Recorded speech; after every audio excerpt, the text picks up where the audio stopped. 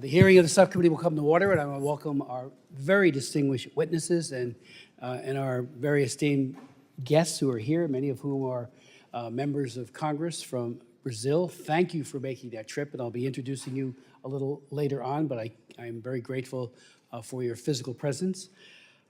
Since late 2022, Brazilians have been subject to grave human rights violations committed by Brazilian officials on a vast scale. Documented right violations in Brazil include the political abuse of legal procedures to persecute political opposition, including jailing opposition figures on spurious charges, violations of freedom of speech and media freedom, including persecution of journalists, the silencing of opposition media, banning individuals from social media, thinly veiled censorship laws claiming to fight disinformation, and many violations of rule of law and judicial malfeasance. The government of Brazil has pursued Brazilian journalists and political opponents in the United States of America as well. It has used Interpol, red notices, social intimidation, threats of legal action and extradition, and according to one credible victim of transnational repression, has sought to use the FBI as a carrier or conduit to its intimidation. I would point out that legislation that I've introduced on transnational repression will be soon marked up by the committee. Michael McCall, I'm the prime sponsor of it, has said it will be on our next markup, and that is designed to stop governments, including China and other dictatorships, from intimidating people here in the United States in such a callous way, which is what they do. Pardon me. In December of 2022, Mary O'Grady, who writes a weekly column on Latin America for the Wall Street Journal, noted that the crackdown is ordered not by the executive, by the judicial branch. Quote, a greater threat, as she points out, is the 11-member Supreme Court, which is overstepping its jurisdiction and flouting the rule of law for political reasons without consequences. When the highest court becomes an ally of ideological and corrupt politicians, democracy is in grave danger. She goes on, Brazil has arrived at such a moment. The court censored other political speech from business leaders, elected officials of Congress, members of Congress, and news and entertainment platforms on the right.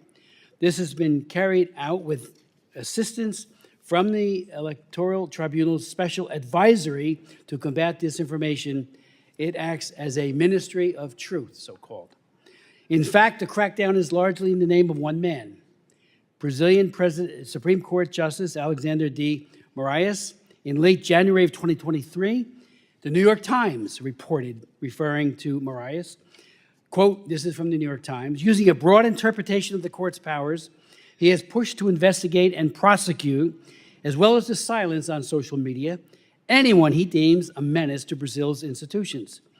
He has jailed people without trial for posting threats on social media, helped sentence a sitting congressman to nearly 9 years in prison for threatening the court, ordered raids on businessmen with little evidence of wrongdoing, suspended an elected governor from his job, and unilaterally blocked dozens of accounts and thousands of posts on social media with virtually no transparency or room for appeal. And that's the New York Times article. Since January of 2023, the abuses have grown and spread in expanding waves of persecution. Yet almost all the major media have almost ignored this story. And that has got to change. That's what this hearing hopefully will be a pivot. And we will begin on this committee, and I have legislation that I'm working on right now that would be a Democracy Act, and I've written many of them in the past. The Belarus Democracy Act in 2004 is law of the land, and many others. This one would be focused on Brazilian human rights and democracy, or lack thereof. Well, although the Western media and most prominent human rights groups have said little, others have stepped in and gathered a vast amount of additional evidence about an expanding wave of grave human rights abuses in Brazil, social media bans, political persecutions, prosecutions, jailing opposition on spurious charges, thinly veiled censorship laws, again, claiming to fight disinformation. We'll hear from some of these people today as part of our distinguished panel. The testimony of Michael Schellenberger is all the more fascinating because long ago he was drawn to Lula. He interviewed Lula in 1994 and asked him whether his socialism would lead to censorship. He said emphatically, this is Lula now, no, the Brazilian people love freedom too much, as did he. Schellenberger is now a renowned investigative journalist. He documents the systematic, far-reaching efforts of the Supreme Court justice to ban and punish political opponents of the Lula government, to do so in secrecy, to further pursue anyone who reveals or discusses what he is doing and the fear he has inspired. We'll also hear the harrowing personal testimony of Paola Figueiredo. Paola is a prominent Brazilian journalist living in Miami. He opposed riots, but also in many points opposed or questioned the government.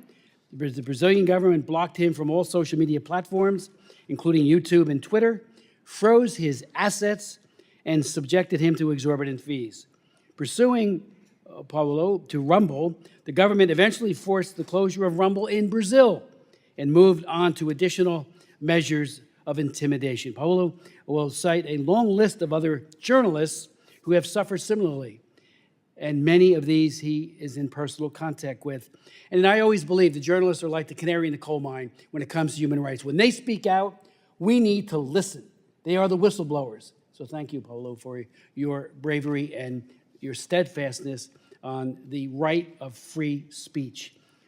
Paulo and other Brazilians fighting for human rights have found their greatest ally, perhaps, in Elon Musk. On April 6th and 7th, in a series of tweets and retweets heard around the world, Musk, the owner of X, formerly Twitter, described the secretive, sweeping, and regime of censorship, the attempt to prevent him from even talking about the censorship orders and threats to the company that he was receiving. Musk announced that this, quote, and this is his quote, this aggressive censorship appears to violate the law, and that's Brazilian law he's talking about, and the will of the people of Brazil. Musk announced that he would defy the court's order and lifted all restrictions. He went on to say that X will publish everything demanded by @Alexandra and how those requests violate Brazilian law. The judge has brazenly and repeatedly betrayed the Constitution and the people of Brazil, he goes on to say in his tweet. Confirming everything Paulo and Michael Schellenberger have said about Brazil, Moraes added Musk to his fake news investigation and opened an inquiry on Musk for what he called an obstruction of justice. Free speech, media freedom, censorship, these are becoming some of the most important human rights abuses of our times. Because without freedom of expression, we are unable to defend against any other human rights abuse. In 2006, I have chaired well over 500 human rights hearings on human rights in my career as a member of Congress. But one of those, and one of the most important, was in 2006, and this is right up there as one of the most important ever. I chaired an historic hearing on the complicity of Yahoo, Microsoft, Cisco, and Google in China's regime of internet censorship and surveillance. Four of the top people from those companies are vice presidents. I swore them in right where you're sitting and asked them hard questions about how they were helping the Chinese Communist Party track down human rights defenders, journalists, and others. And they said, we're just following orders. If the Chinese secret police come and ask us for information, what do? They turn it all over, including personally identifiable information that leads to more arrests. And that's exactly what happened. Yahoo, there was a guy named Shi Tao who talked about how they were told you cannot talk about Tiananmen Square. He sent out a memo on that went to New York. He got 10 years in prison, and Yahoo were the ones who opened up the information that was used to prosecute him in a kangaroo court in the People's Republic of China. So free speech is important. And again, this reminds me of that hearing where we have Lula, who is a socialist, who is not abiding by the rule of law, is mirroring exactly what the Chinese Communist Party has done.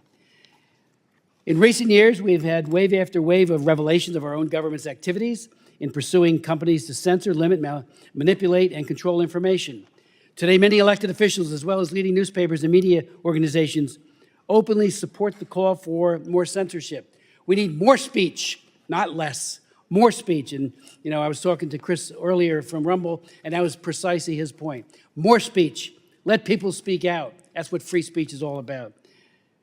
We're going to hear today from star witnesses who have assembled a galaxy of evidence of widespread politically motivated censorship and persecution in Brazil. I will also be submitting questions to the Biden administration about its relationships and interactions with the government of Brazil on the issues we are raising in this hearing today. As I indicated earlier, I am working on legislation, a Brazil Freedom and Democracy Act that will require the U.S. government to engage more vigorously with Brazil on the side of freedom and human rights.